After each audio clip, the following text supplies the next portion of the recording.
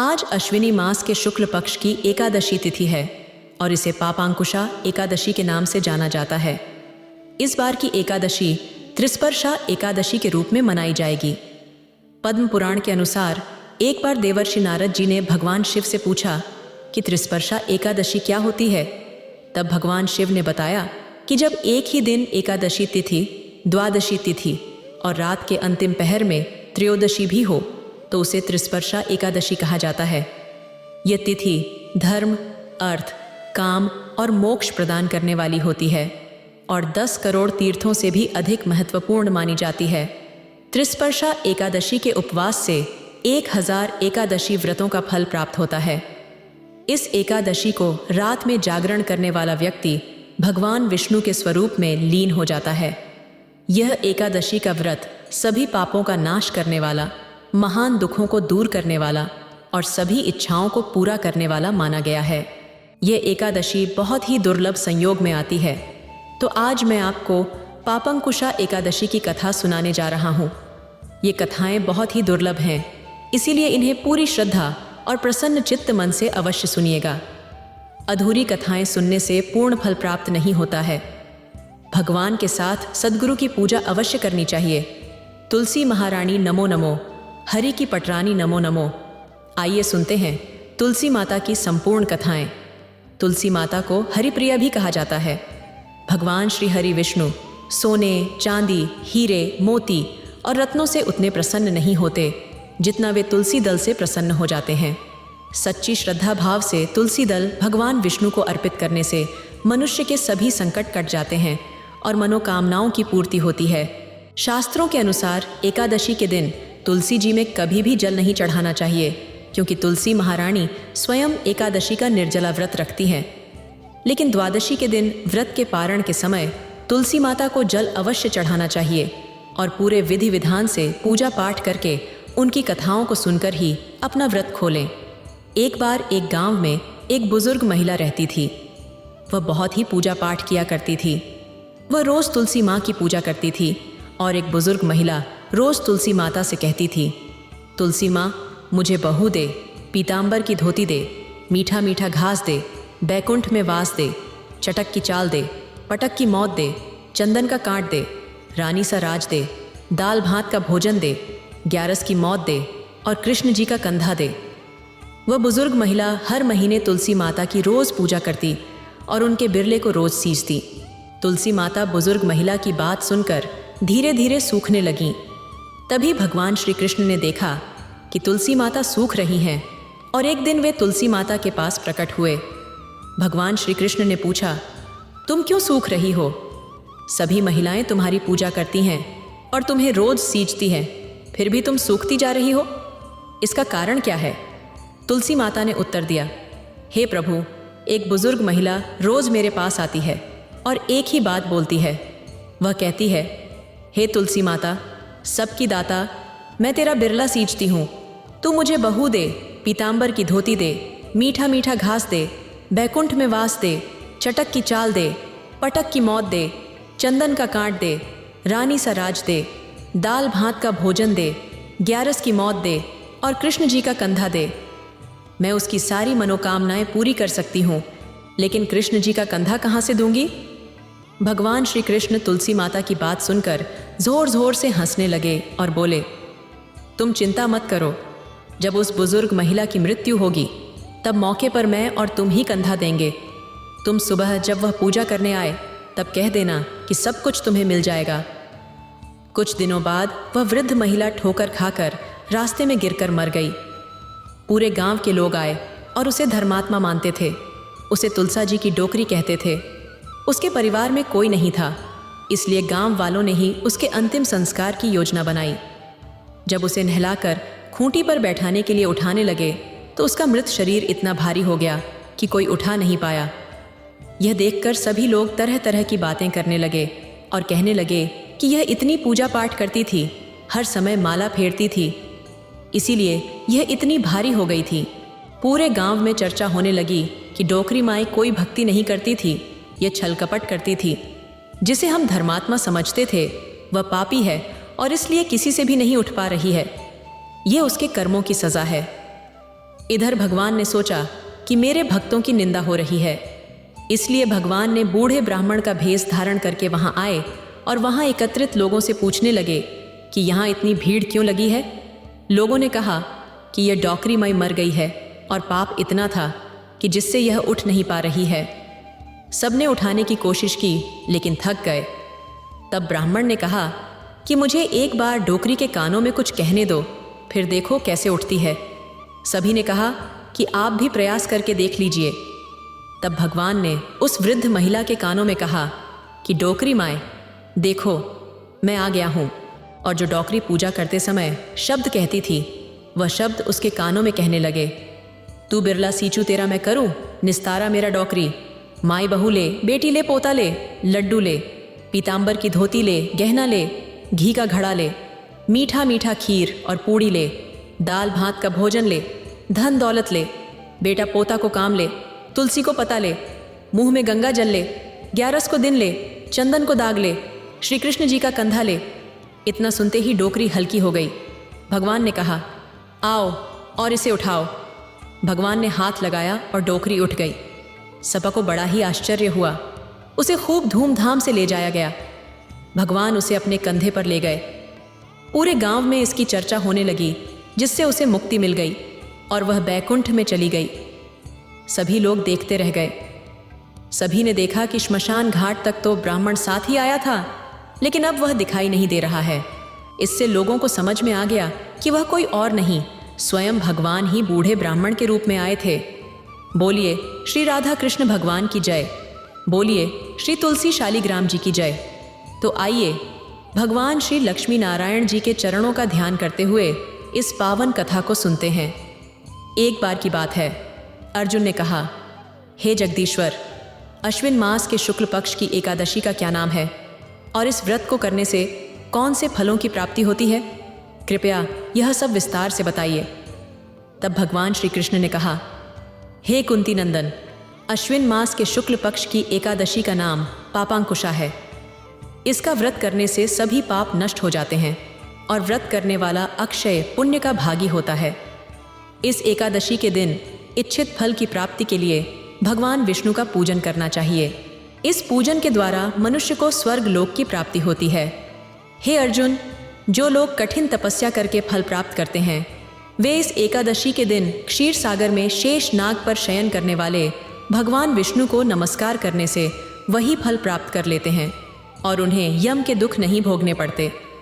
हे पार्थ, जो विष्णु भक्त शिव जी की निंदा करते हैं या जो शिव भक्त विष्णु भगवान की निंदा करते हैं, वे नरक को जाते हैं। 1000 अश्वमेघ और स्वराज हुए यज्ञ का फल भी इस एकादशी के फल के 16वें भाग के बराबर नहीं होता। इस एकादशी व्रत के समान संसार में कोई अन्य व्रत नहीं है। इस एकादशी के समान विश्व में कोई पवित्र तिथि नहीं है।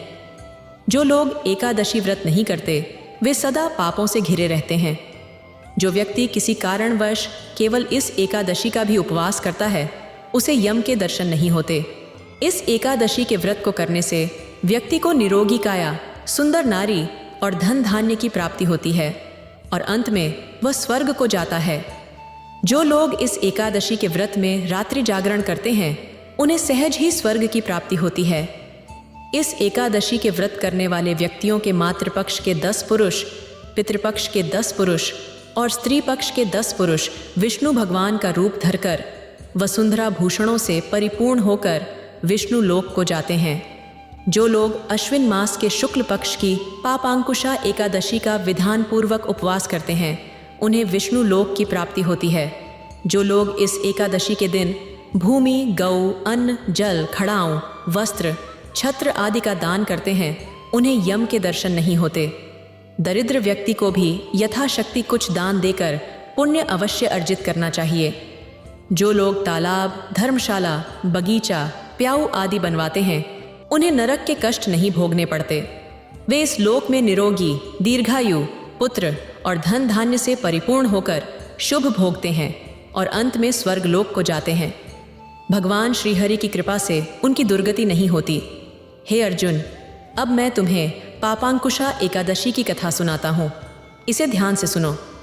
प्राचीन समय में विंध्य पर्वत पर क्रोधन नाम का एक बहेलिया रहता था। वह बहुत क्रूर स्वभाव का था और उसका सारा जीवन हिंसा, लूटपाट, मद्यपान और गलत संगति में बीता था।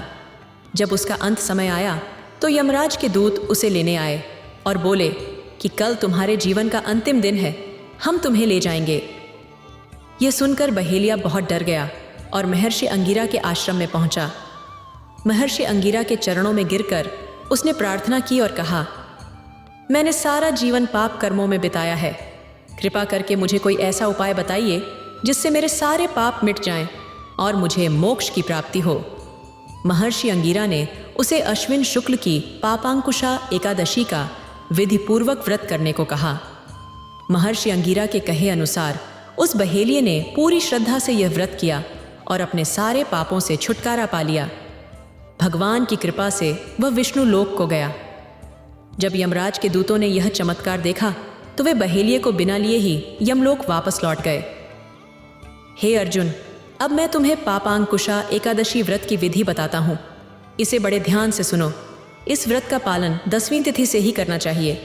10वीं तिथि पर 7 धान्य अर्थात गेहूँ, उड़द, मूंग, चना, जौ, चावल और मसूर की दाल नहीं खानी चाहिए, क्योंकि इन 7 धान्यों की पूजा एकादशी के दिन की जाती है। जहाँ तक संभव हो 10वीं और एकादशी तिथि दोनों ही दिनों में कम से कम बोलना चाहिए।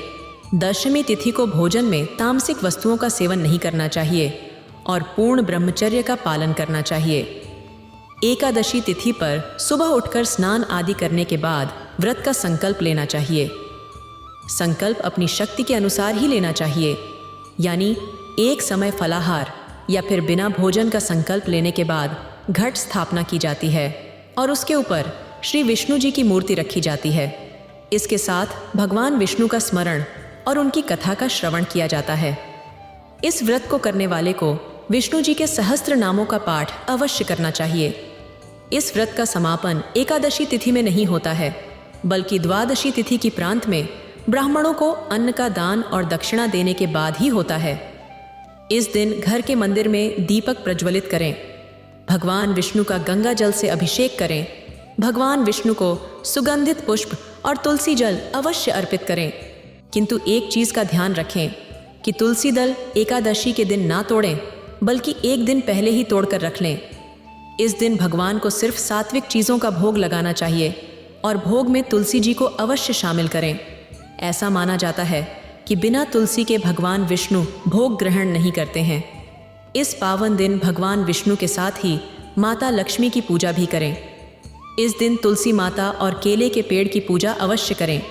इस एकादशी के दिन गाय और बछड़े की पूजा करें और उन्हें चने की दाल अवश्य खिलाएं। घर आए हुए किसी भी व्यक्ति का अपमान नहीं करना चाहिए और भूलकर भी क्रोध न करें।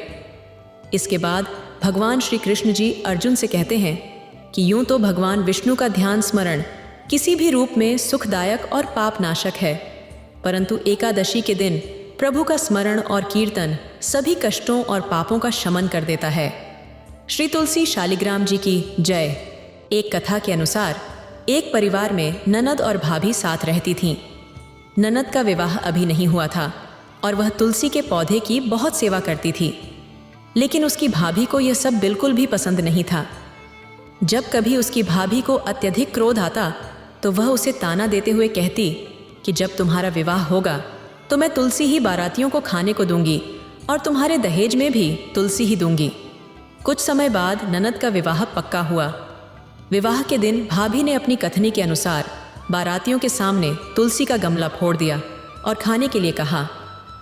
तुलसी की कृपा से वह फूटा हुआ गमला अनेकों स्वादिष्ट पकवानों में बदल गया। भाभी ने गहनों के नाम पर तुलसी की मंजरी से बने गहने पहना दिए, जो सुंदर सोने के गहनों में बदल गए। भाभी ने वस्त्रों के स्थान पर तुलसी का जनेऊ रख दिया, जो रेशमी और सुंदर वस्त्रों में बदल गया। ननद की ससुराल में उसके दहेज की बहुत प्रशंसा की गई। ये बात भाभी के कानों तक भी पहुंची और उसे बड़ा ही आश्चर्य हुआ। उसे अब तुलसी माता की पूजा का महत्व समझ आया। भाभी की एक लड़की थी। वह अपनी लड़की से कहने लगी कि तुम भी तुलसी की सेवा किया करो, तुम्हें भी बुआ की तरह फल मिलेगा। वह जबरदस्ती अपनी बेटी से सेवा करने को कहती, लेकिन लड़की का मन तुलसी सेवा में नहीं लगता था। लड़की के बड़े होने पर उसके विवाह का समय आया।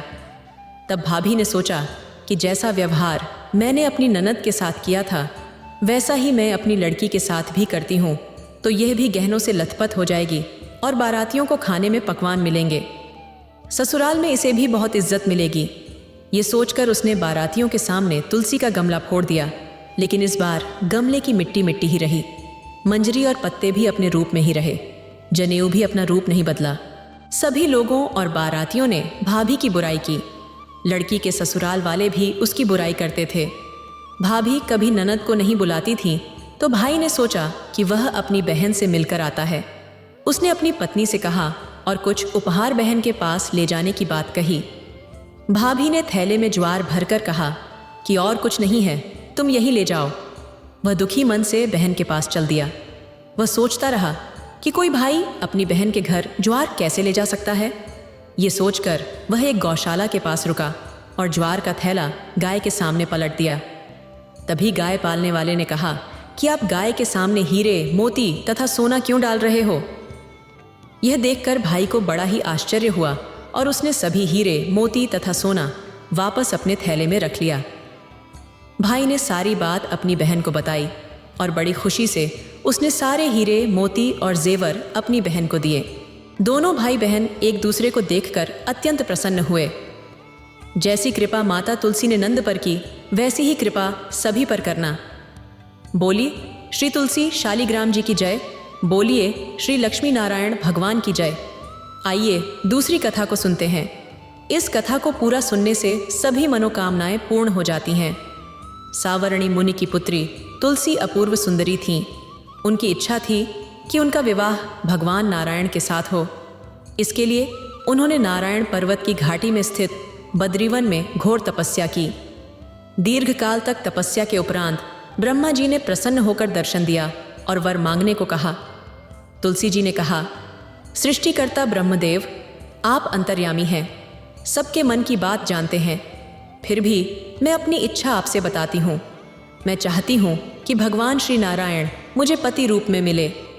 ब्रह्मा जी ने कहा, तुम्हारा अभीष्ट तुम्हें अवश्य मिलेगा।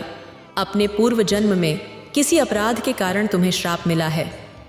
इसी प्रकार भगवान श्री नारायण के एक पार्षद को भी दानव कुल में जन्म लेने का श्राप मिला है।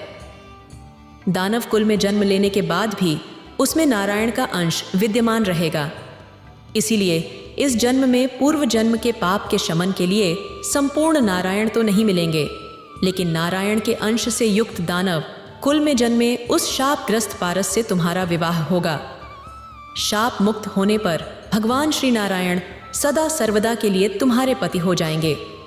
तुलसी ने ब्रह्मा के इस वर को स्वीकार किया, क्योंकि मानव कुल में जन्म के कारण उस मायावी भोग को तो भोगना ही था। तुलसी बद्रीवन में ही रहने लगी। नारायण का वह पार्षद दानव कुल में जलंधर के नाम से पैदा हुआ था। कुछ दिनों बाद वह भ्रमण करता हुआ बद्रीवन में आया। यहाँ तुलसी को देखते ही वह उस पर मंत्रमुग्ध हो गया। तुलसी के सामने उसने अपने विवाह का प्रस्ताव रखा। इतने में ही महाब्रह्मा जी आ गए और तुलसी से कहा, तुलसी, जलंधर को देखो, कैसा देवोपम उसका स्वरूप है। दानव कुल में जन्म लेने के बाद भी लगता है जैसे इसके शरीर में नारायण का वास हो। तुम प्रस्ताव को साहस स्वीकार कर लो। तुलसी को भी लगा कि उसकी तपस्या पूर्ण हुई, उसे इच्छित फल मिला है। जलंधर के साथ उसका गंधर्व विवाह हो गया और वह जलंधर के साथ उसके महल में पत्नी बनकर आ गई। जलंधर ने अपनी परम सुंदरी सती साध्वी पत्नी तुलसी के साथ बहुत दिनों तक राज्य किया। उसने अपने राज्य का इतना विस्तार किया कि देवलोक तक उसके अधिकार में आ गया। स्वर्ग का सुख भोगने वाले देवताओं की दशा भिखारियों जैसी हो गई। जलंधर किसी को कष्ट नहीं देता था, पर अधिकार और राज्य छिन जाने से सारे देवता मिलकर ब्रह्मा, विष्णु और शिवजी की सभा में गए तथा अपनी विपत्ति सुनाई। ब्रह्मा जी ने कहा, तुलसी परम साध्वी है, उसका विवाह जलंधर से मैंने ही कराया था। जलंधर को तब तक नहीं हराया या मारा जा सकता जब तक तुलसी को ना चला जाए। विष्णु जी ने कहा, जलंधर पूर्व जन्म में मेरा पार्षद था। श्राप के कारण उसे दानव कुल में जन्म लेना पड़ा। इस जन्म में भी मेरा अंश उसमें व्याप्त है। तुलसी के पति व्रत धर्म से वह अजेय है। फिर देवताओं की सहमति से भगवान शिव ने जलंधर के पास संदेश भेजा कि या तो वह देवताओं को राज्य लौटा दे या फिर उनसे युद्ध करें। जलंधर शंकर के पास पहुंचा। उसने कहा, देवाधिदेव, आपके लिए देवताओं का पक्ष लेना उचित नहीं है। राज्य बढ़ाना हर राजा का कर्तव्य है। मैं किसी को दुखी नहीं कर रहा हूँ। देवताओं से कहिए कि वह मेरी प्रजा बनकर रहे। मैंने आपका कोई भी अपमान नहीं किया है। हमारा आपका युद्ध शोभा नहीं देता है। अगर आप हार गए तो बड़ी लज्जा की बात होगी। मैं हार गया तो आपकी कीर्ति बहुत अधिक नहीं बढ़ेगी। भगवान शंकर फिर हंसने लगे। वे तो सब रहस्य समझते थे। तुलसी और जलंधर के पूर्व जन्म के श्राप की अवधि लगभग पूरी हो चुकी थी। फिर शंकर जी बोले, इसमें कीर्ति और लज्जा की बात नहीं है। तुम देवों को राज्य लौटाकर उन्हें उनके पद पर प्रतिष्ठित होने दो। युद्ध से बचने का यही एक उपाय है। जलंधर ने कहा, मैंने युद्ध के बल से देवलोक जीता है। कोई उसे युद्ध के द्वारा ही वापस ले सकता है। ये मेरा अंतिम उत्तर है। अब मैं जा रहा हूँ। ऐसा कहकर जलंधर चला गया। उसने अपनी पत्नी तुलसी को सारी बातें बताईं और कहा, कर्म भोग सब काल सूत्र में बंधा है। जीवन में हर्ष, शोक, भय, सुख, दुख, मंगल काल के अधीन है। हम तो केवल निमित्त हैं। संभव है भगवान शिव देवों का पक्ष लेकर मुझसे युद्ध करें। तुम चिंता मत करना, तुम्हारा सती तेज मेरी रक्षा करेगा। दूसरे दिन भगवान शंकर के नेतृत्व में देवताओं ने युद्ध छेड़ दिया। जलंधर ने भीषण बाणों की वर्षा कर उनका वेग रोका। उसके प्रहार से देवता डगमगाने लगे। उसने दानवी शक्ति का प्रयोग कर मायावी युद्ध आरंभ किया। युद्ध स्थल पर वह किसी को भी दिखाई नहीं देता था, पर उसके अस्त्र शस्त्र प्रहार कर देवों को घायल कर रहे थे। देवता अपने अस्त्र चलाएं तो किस पर चलाएं, क्योंकि कोई शत्रु सामने था ही नहीं।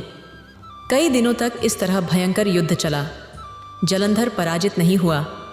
तब शिवजी ने विष्णु से कहा, विष्णु, कुछ तो उपाय करो, अन्यथा मेरा तो सारा यश मिट्टी में मिल जाएगा। विष्णु जी ने सोचा, बल से तो जलंधर को हराया नहीं जा सकता, इसलिए छल का सहारा लेना ही पड़ेगा। उन्होंने तुरंत अपना स्वरूप जलंधर जैसा बनाया और अस्त्र शस्त्र से सुसज्जित हो तुलसी जी के पास पहुंच गए। बोले, प्रिय, मैं युद्ध जीत गया। सारे देवता भगवान शंकर समेत हार गए। इस खुशी में आओ, मैं तुम्हें अपने अंग से लगा लूं।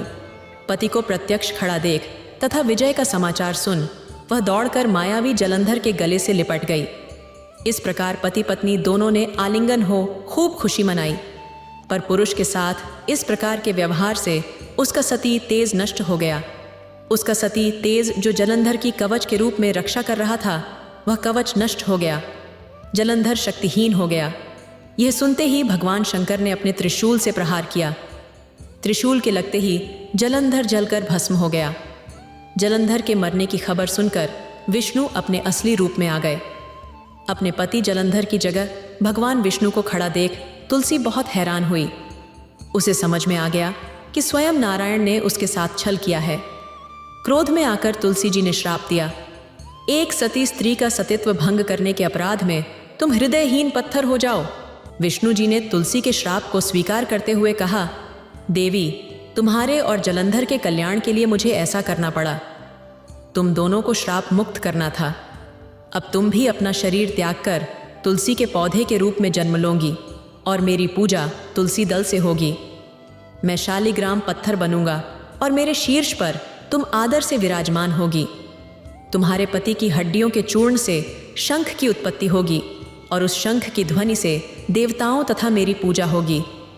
जहाँ शंख की ध्वनि होगी वहाँ मंगल होगा और मैं वहाँ विराजमान रहूँगा। तुमने पूर्व जन्म में बद्रीवन में मुझे पाने के लिए बड़ी तपस्या की थी। अब अगले जन्म में मैं नारायण प्रस्तर के रूप में बद्रीनाथ वन में स्थापित होऊंगा और मेरी पूजा अर्चना फल फूल से नहीं बल्कि तुम्हारी तुलसी दल से होगी। मेरे शीर्ष पर विराजमान होकर तुम मुझसे भी ऊंचा पद प्राप्त करोगी। बोलिए शालिग्राम जी की जय। ये बहुत ही दुर्लभ कथा है, तो इन कथाओं को बड़ी श्रद्धा और प्रसन्न चित्त मन से पूरा अवश्य सुनिएगा। सौराष्ट्र में एक समय भद्रश्रवा नाम के राजा थे। वे बड़े पराक्रमी राजा थे। 4 वेद, 6 शास्त्र और 18 पुराणों का उन्हें ज्ञान था। उनकी रानी का नाम सूरज चंद्रिका था।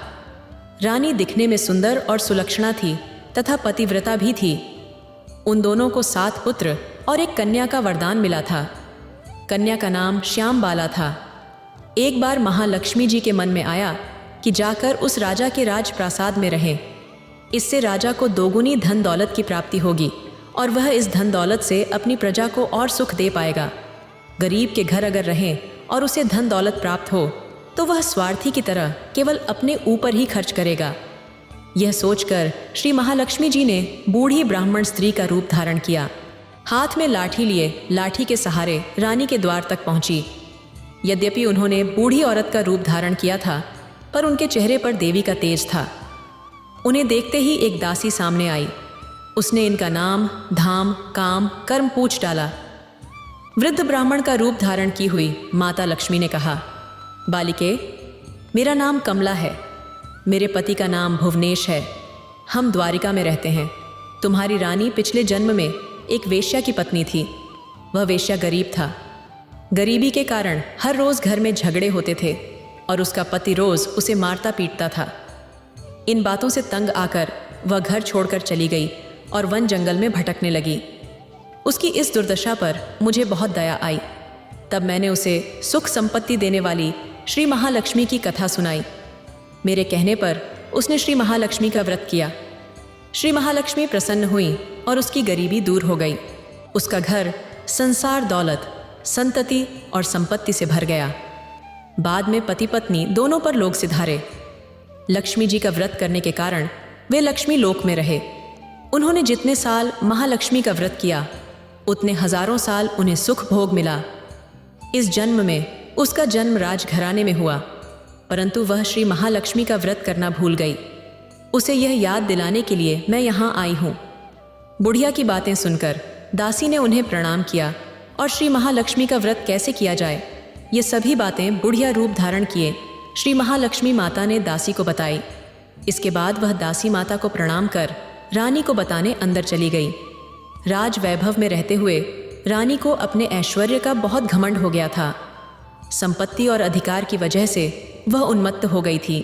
दासी द्वारा बताई गई बुढ़िया की बातें सुनकर वह आग बबूला होकर राजद्वार पर आकर बुढ़िया रूपी श्री महालक्ष्मी पर बरस पड़ी।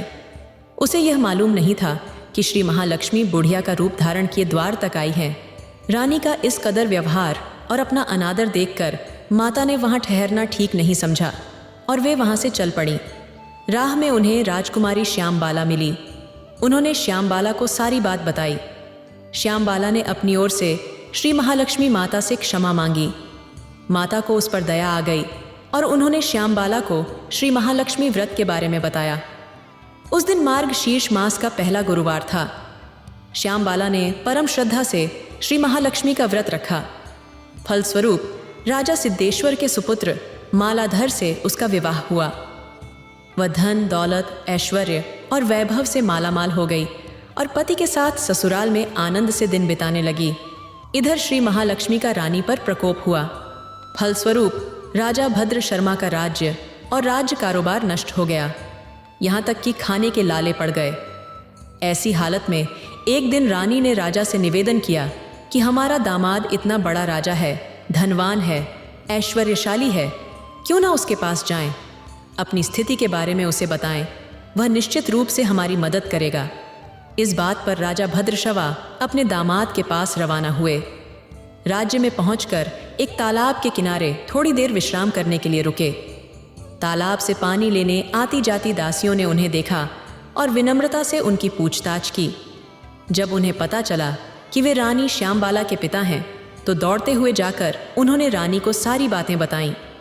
रानी ने दासी के हाथ राज परिधान भेजकर बड़े ठाठ से उनका स्वागत और आदर सत्कार किया, खान पान करवाया। जब वे लौटने लगे तो सोने की मोहरों से भरा घड़ा दिया। राजा भद्रशवा जब वापस लौटे तो उन्हें देखकर रानी सूरज चंद्रिका खुश हुई। उन्होंने सोने की मोहरों से भरे घड़े का मुंह खोला, पर हे भगवान, घड़े में धन के बदले कोयले मिले। यह सब श्री महालक्ष्मी के प्रकोप से हुआ। इस प्रकार दुर्दशा में और कई दिन बीत गए। इस बार रानी स्वयं अपनी बेटी के पास गई। वह दिन मार्ग शीर्ष माह का अंतिम गुरुवार था। श्यामबाला ने श्री महालक्ष्मी का व्रत किया और पूजा की। अपनी माता से भी व्रत करवाया। इसके बाद रानी अपने घर आई। श्री महालक्ष्मी का व्रत रखने पर उसे फिर से अपना राज्य, धन, दौलत ऐश्वर्य प्राप्त हुआ। वह फिर से सुख, शांति और आनंदमय जीवन बिताने लगी। कुछ दिनों बाद राजकन्या श्यामबाला अपने पिता के घर आई। उसे अपने घर देखकर सूरज चंद्रिका को पुरानी बातें याद आईं। यही कि श्यामबाला ने अपने पिता को घड़ा भर कोयला दिया था और उसे तो कुछ भी नहीं दिया था। इस कारण श्यामबाला को पिता के घर आने पर उसका कोई आदर सत्कार नहीं हुआ, बल्कि अनादर हुआ। पर उसने इस बात का बुरा नहीं माना। अपने घर लौटते समय उसने पिता के घर से थोड़ा नमक ले लिया। अपने घर लौटने पर उसके पति ने पूछा, अपने मायके से क्या लाई हो? इस पर उसने जवाब दिया, माँ का सार लाई हूँ। पति ने पूछा, इसका मतलब क्या हुआ? श्यामबाला ने कहा, थोड़ा धीरज रखो, सब मालूम हो जाएगा। उस दिन श्यामबाला ने सारा भोजन बिना नमक डाले पकाया और परोसा। पति ने खाना चखा और पाया कि सारा खाना बिना नमक का था, इसलिए स्वाद नहीं आया। फिर श्यामबाला ने थाली में नमक डाला, जिससे सारा भोजन स्वादिष्ट लगने लगा। तब श्यामबाला ने पति से कहा कि यही वह मायके से लाया हुआ सार है। पति को उसकी बात सही लगी और फिर दोनों हंसी मजाक करते हुए भोजन करने लगे। कहा गया है कि इस तरह जो कोई श्रद्धा भाव से श्री महालक्ष्मी की पूजा करेगा, उसे माता की कृपा अवश्य प्राप्त होती है। सुख, संपत्ति और शांति प्राप्त होती है। सभी मनोकामनाएं पूरी होती हैं, परंतु यह सब प्राप्त होने पर भी माता की पूजा को भूलना नहीं चाहिए। हर गुरुवार को व्रत और पाठ अवश्य करना चाहिए। इस तरह श्री महालक्ष्मी की महिमा भक्तों की मनोकामनाएं पूरी करती हैं। उम्मीद है आप सभी को यह वीडियो अच्छी लगी होगी। अगर आप शिव के सच्चे भक्त हैं तो चैनल को सब्सक्राइब और वीडियो को लाइक करके कमेंट में हर हर महादेव लिख दीजिए।